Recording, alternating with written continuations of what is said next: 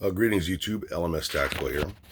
I just woke up and I gotta hide from the dog so that he doesn't mess with me. He's trying to play with me here, so I gotta come into my dressing room and hide. I literally had to lock him out. But okay, so this is gonna be this is a weird. I haven't thought of it. You know how I make videos, man. It's just whatever comes out comes out. So I'm gonna explain what's getting ready to happen in a couple days. There's a debate, proper debate, with this guy, this young guy. Okay, let me back up. So the African family that's staying with me, the South African family, their daughter was screwing around on TikTok, and I had never heard of it. And she showed me a video, and this is like 3 months ago. So, you know how I am. Start making little funny videos and shit on TikTok. I thought, I love this technology. And, the numbers grew, and you guys know I don't get monetized or anything. I'm not in any of this for the money, whether it's YouTube or Instagram, but I love making videos. And I let the mic personality out because it's fun. You guys, I don't have to explain to you people who I am. You guys know who I am. But for the TikTok people that are probably going to come on and see this is really who this video is for. It's for the TikTok crowd. So you YouTube people, bear with me on this. Then again, I haven't had any coffee yet. My coffee cup's way over there. I need like 4 cups before I can really start talking. But I want to get this over with. So here's the backstory. As you know, I do a lot on racism. I do a lot of talking on racism and race relations in this country. It's an issue with me because, as you know, I do not tolerate racists, but I also equally do not tolerate being labeled a racist simply because I'm a pinkish white guy. And I'm also not an apologist. I'm not a white pride guy, but I'm not ashamed to be white. And this, like I said, this is all for people that have never seen me before, this video. I know that you guys know who I am. And also for the TikTok people, this is my backup channel. YouTube has shut me down on my primary channel until April. So no surprise there. They're probably saying, yeah, because you're a racist. But I'm a guy who, again, this is for my TikTok people. I've always been known for being a different type of guy, man. I have a sense of humor that most people can't get. Cops, they get it. Military people, they get it. New millennials, and listen, I got 7 children, 2 adopted, 2 step, and 3 natural. And out of that 7, 4 happen to be biracial, by the way. Oh yeah, so I guess you can't be a racist. This is the mentality I'm dealing with on TikTok. And TikTok, I'm not putting it down. I kind of like it, even though it's a Chinese communist-owned fucking thing and you only get 1-minute videos. You can't really get to know somebody on a minute video. But, where was I going, man? Fuck. Anyway, so I am a very outspoken person when it comes to politics and when it comes to things that I'm passionate about. And again, for you TikTok people that don't know who I am, I have a sense of humor that mixed with my passion comes out as anger. I think it's funny to be like, oh, rip your fucking heart out. Now, you don't have to like it, but that's who I am. Okay, so the world was made up, and these are mostly young people on TikTok that have no idea what the fuck the real world is. And I don't mean to offend you, but you really don't. I can tell by the comments I'm getting on TikTok. So that's how I express myself when I'm having fun. This is how I talk if I'm having a conversation.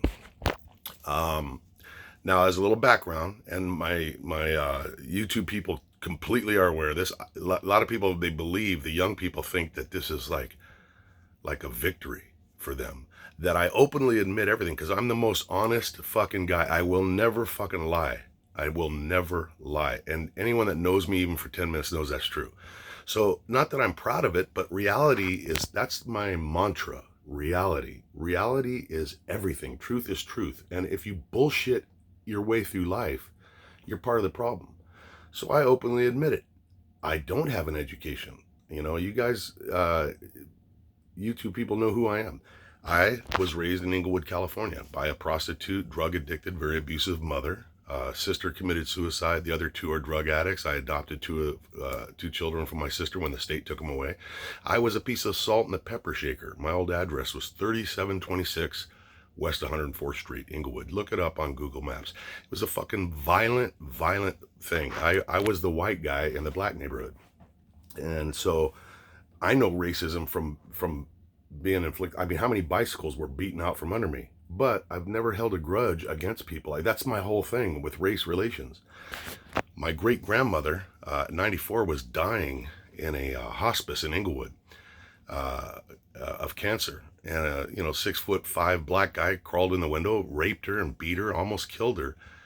And you know what? I've often used that example as a thing where because I like to talk about the sins of our fathers and how a lot of people these days think we should feel guilty about slavery. That's the subject I wish I would have picked for this guy, but more on that later.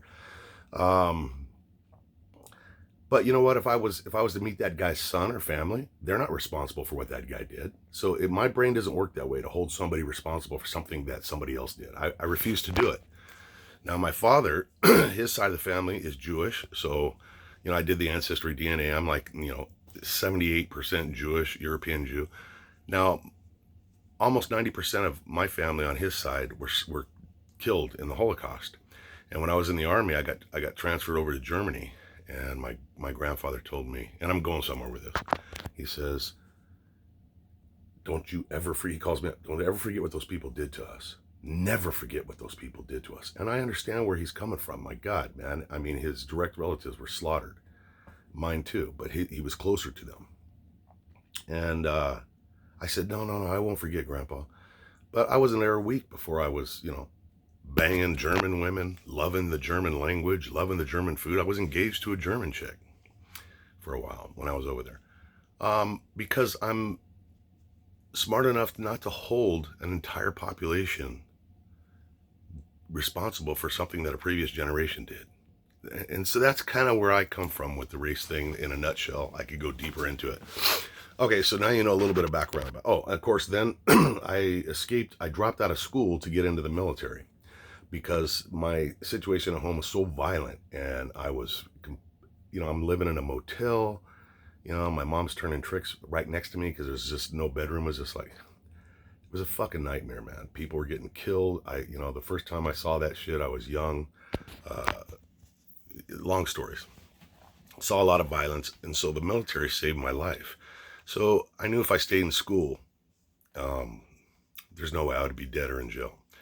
And I wasn't that good in school because I was hungry all the time, and I was tired, and I wasn't focused. It was not a good life. So the military is where I say I was born. That's what taught me. That's where I grew up. That's where I learned how to be somebody. And my dreams were always to be a Los Angeles cop, because when the cops kicked in the door in Inglewood to fight it out with the Hells Angels that were staying at our house at the time, I was just mesmerized by these guys because my house and life was so chaotic, but these guys were so neat and orderly, and their hair was not long. In those days, everybody had hair down their ass, and I was terrified of these Hells Angels, and it was just a nightmare. But man, when they said sit down and shut the fuck up, these guys did it. And I was like, wow, I was a little kid, like 5 years old. I'm like, wow, who are these guys? So I wanted to be that, and that's what I became. I've always gotten everything I wanted. And so, yeah, I got my GED in the Army and got out and joined the police department. And, I ended up working, I worked different areas. I worked Southeast Division. I worked the projects. I worked Crash, the gang detail. And I have accolades too. And this is all going somewhere because I'm getting ready to talk about a guy called the Conscious Lee. And this guy, when you see him, he's always got a trophy, a debate trophy in one hand and a debate thing in the other, and then a fucking, a receipt or a blank check in the other one. He's trying to make money, which is no problem. That's America, man. I like the fact that he's making money, but the agendas here are different, is what I'm trying to say. So real finish up on the background. Where was I with this shit? So, yeah, I had a fucking good career, man. Now this guy, he's already talking about, well, I bet this guy's, his followers are like, yeah, you probably hit people with handcuffs, and he's actually dedicating this upcoming debate, fucking Freudian slip. He's dedicating this upcoming debate uh, to all the black people that I abused as a cop, not knowing a fucking thing about me. And that is the issue that I'm trying to attack, is that it's so fucking okay for somebody to draw those conclusions based on what? On TikTok videos and the color of my skin.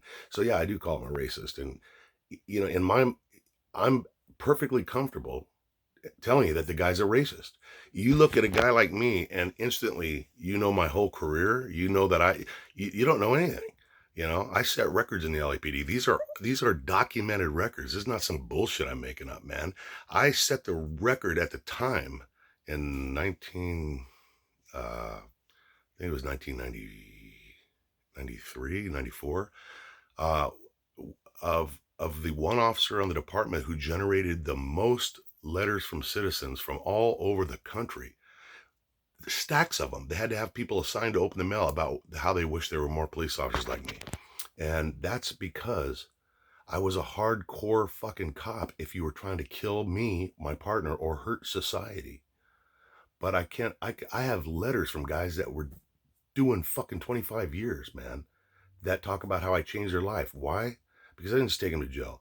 Anybody that worked with me knew that if you went to jail with me, you were going to listen to about 2 hours of talk about your situation, your future, what got you there, and what can get you out of it. Okay? Because I'm 100% actually. Well, let me back. I was going to say, me and this guy, the Conscious Lee, we are actually doing the same kind of thing, and that's where I fell into a trap. Not backing out, TikTok people. This is going to happen. When is it going to happen? Monday at 1 o'clock. I'll get to that at the end.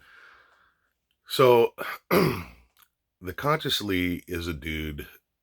His name's George something, and he's a debater. But remember now, I don't have an education. So when I debate people, when I use the word debate, I don't use it in the true context. So if me and the neighbor are discussing politics and he has an opposing view, that to me is a debate, and it can go on for hours. This guy is a professional debater, and I think that's fucking awesome. I mean, he's obviously an accomplished debater because he's got lots of trophies and he'll show them to you, and he does show them to you, and that's fucking cool, you know. I'm sure he earned them. He's got a very good command of the English language. He's a very intelligent person. But as I've said my whole life, and you guys on YouTube have heard me say it, some of the most educated people that I've met are some of the most ignorant. Meaning that a degree does not make you an intelligent person in terms of how you get along with humanity. You know, if you wear nice clothes and you use big, pretty words, but your agenda is to divide and to get payback or to do something nefarious, you know, I would rather talk to a homeless, uneducated, alcoholic wino behind a dumpster, and I've spent many hours talking to people like that. That's how I learned a lot about life. Those are the most important and interesting people I've ever spoke with, were some of the fucking, the most disadvantaged people. So, last thing about my racism. For the TikTok people, and you know, there's a thing within the African American community. It goes way back to when I was young too, and I'm almost 60.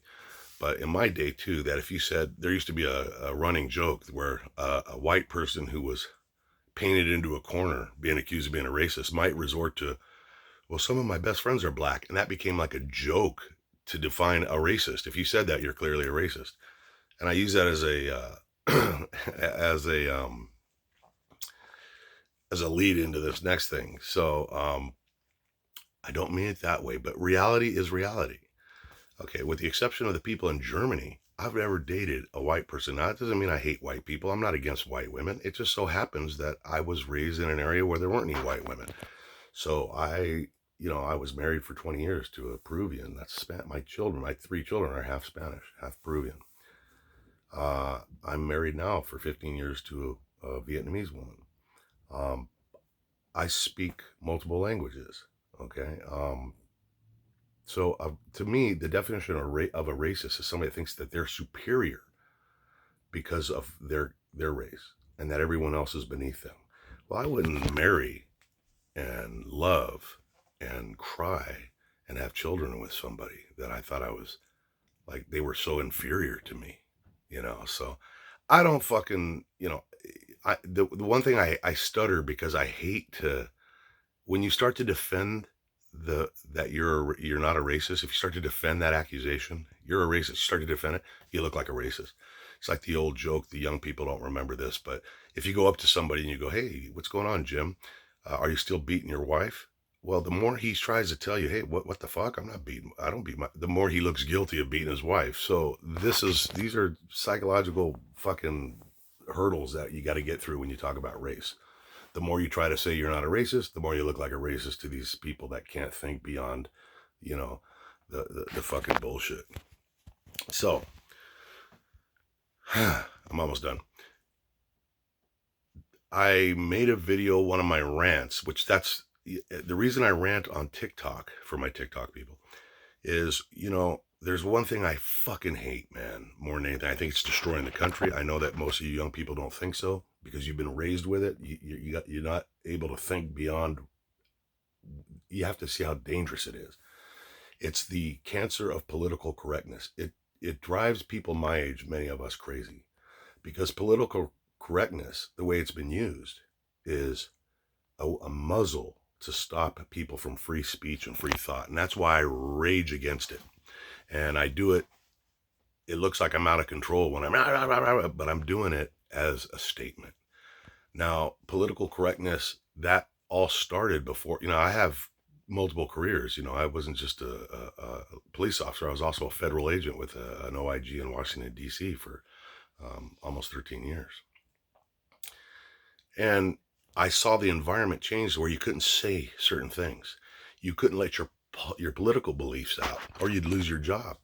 If I would have had a YouTube channel back then, I wouldn't have a fucking job. So, making a YouTube video here. I'm almost done, hon. Sorry. My wife wants to get dressed. Sorry. I'll be right out.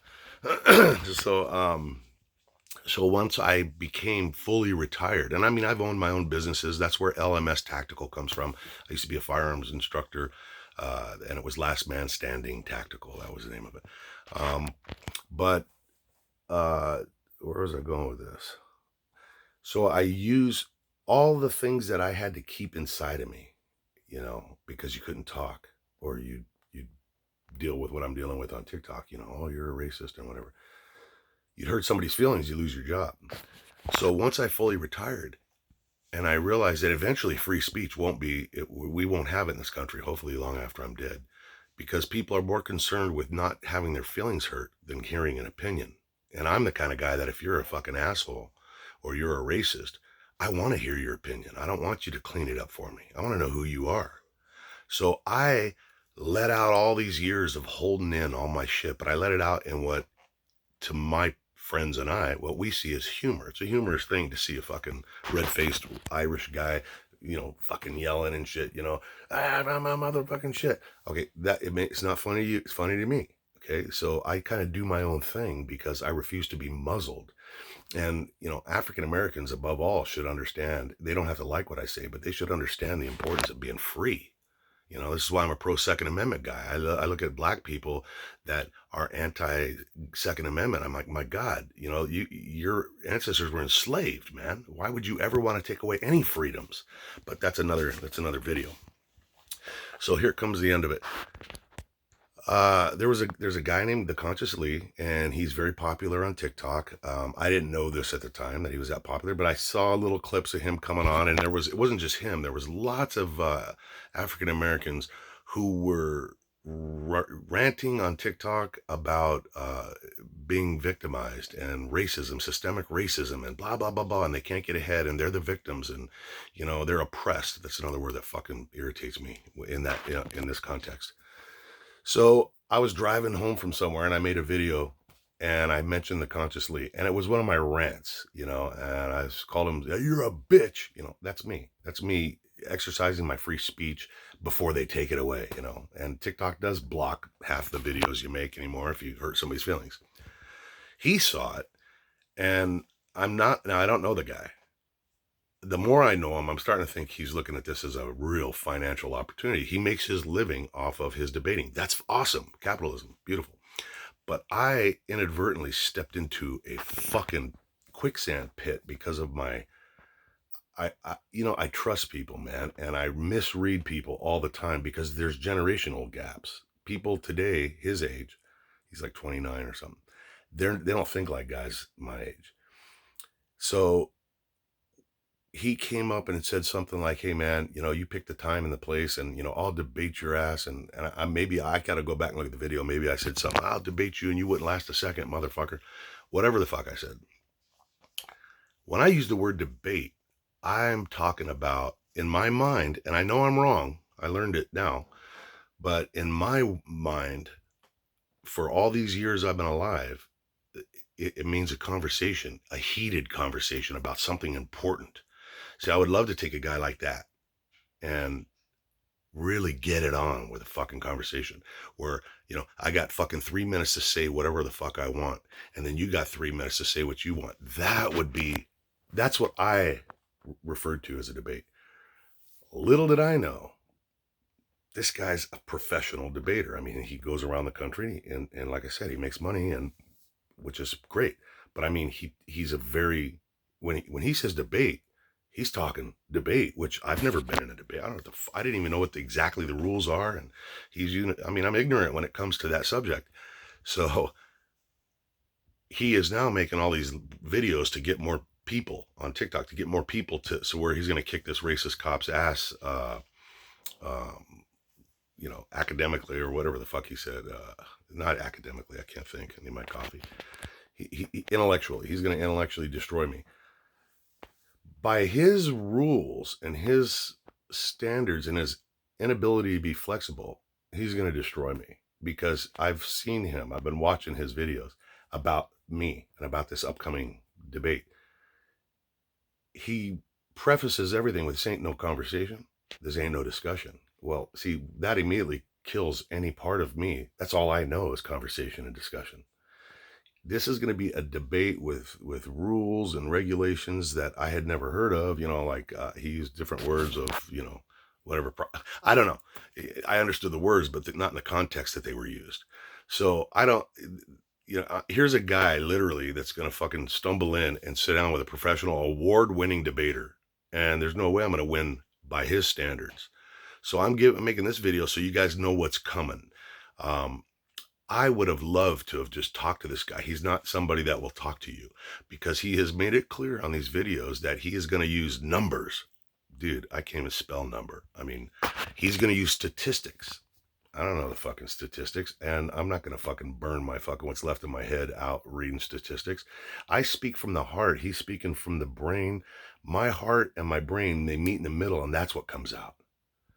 Okay, so I don't have my memory is not good enough for me to go fucking bone up on the fucking numbers. And my style of communication, I might as well just cut my own throat on this debate, because, he's talking about who's going to fucking bet money on who's going to win. Well, if by professional debating standards, you've already kicked my ass consciously, there's no fucking way, you're going to be slapping me around, because I will never be able to withstand somebody who is just going to fucking the same numbers that you use in each seminar.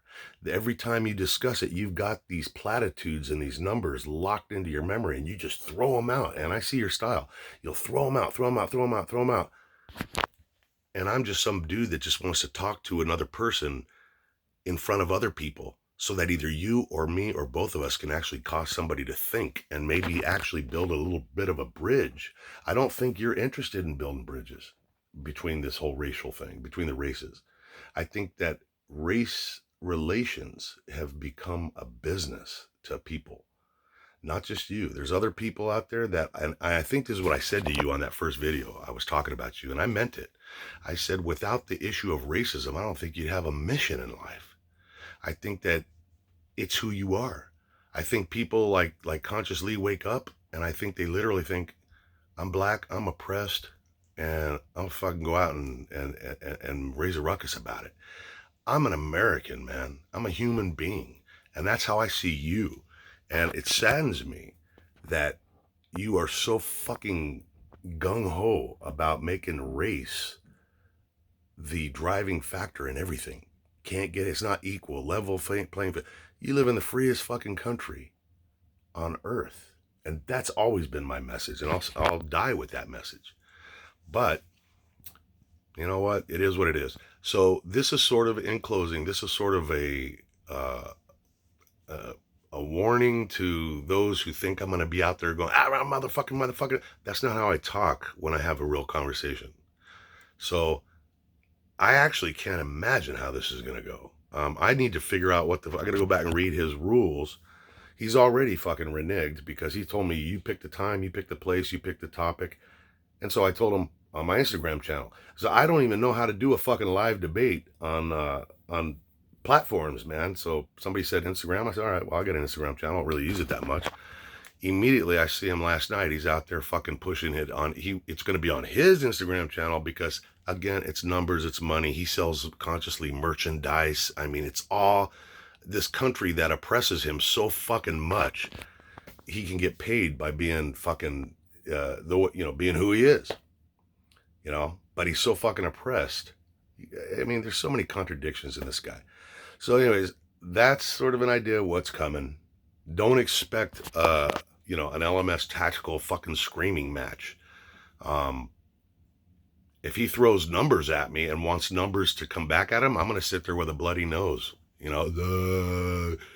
don't get it because that's not the way I operate. The world is made up of many different personalities and people and brain types. And I'm not a dude that is a statistical guy. Okay. I'm a guy I talk about reality and it comes out in my own way. So anyways, I hope that gives people that are interested an idea who I am and what this thing's all about. And it lets my LMS people realize, understand what's going on, why all of a sudden I'm in the middle of this fucking thing. So, and also don't forget today's Saturday. Today is, I'm going to be a guest speaker on Outlaw Radio. So check that out, Outlaw Radio. And that's on iTunes and wherever else podcasts are. And that's going to be, I think, 9 o'clock Eastern Standard Time. All right, you guys, I hope everybody's staying safe, well, and good. And I'll talk to you later. LMS Tactical, I'm out.